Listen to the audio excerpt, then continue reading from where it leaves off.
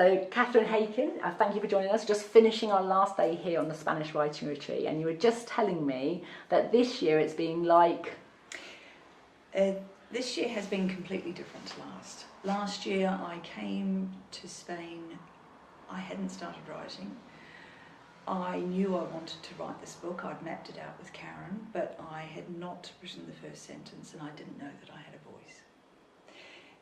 Over the past year I have started to write and felt that I'm slowly getting my story out, and it has been slowly for various reasons. But that actually the last couple of chapters that I have written, rather than carrying on chapter after chapter from the beginning of the book, I've actually gone and started at the end of the book, trying to bring to life the memories that are closer to my mind and that are more recent.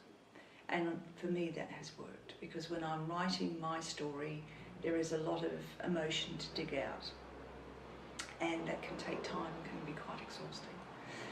This year I came to the retreat thinking I was going to carry on with the next chapter, and through talking to you and Karen I realised that perhaps actually just reflecting on each day and trying to be emotive in my writing and using my five senses to actually write a piece, which I have done for the first couple of days, as well as try to work on my chapter. I think in sharing with yourself, Karen and Rebecca, I have over the week come to realise that perhaps the book I had set out to write isn't the book I should be writing, and in the way that it should be written, or in the way the story should be told.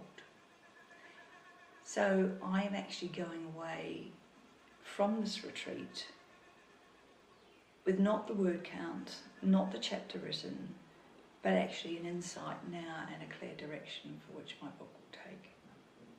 So we can think we're going to achieve something, we think we know what we're going to get out of something, but we always actually end up going away with more. Can you tell me a little bit more about that more?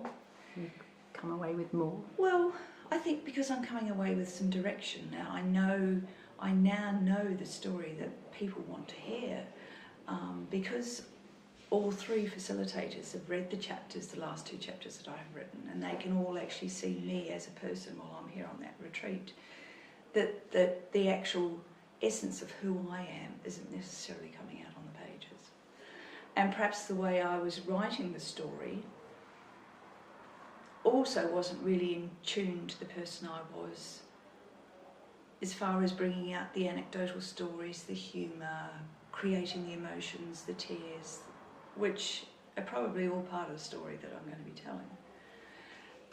And so through sort of just workshopping and discussing that, and even just Rebecca saying, why don't you tell the story as if you're talking to somebody?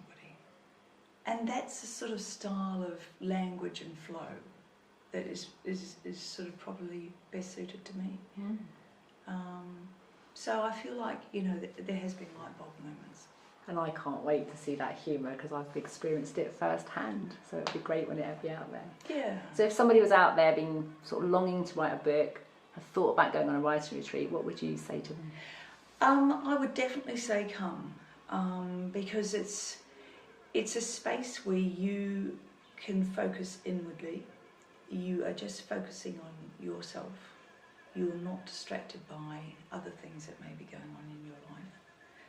And that yes, you may start your book, but you will also take away the essence of where you are in the mountains here, the people around you, the senses, the smells, the chatter, the companionship, the knowledge, support, and equally they are as important to go away with. Thanks for sharing.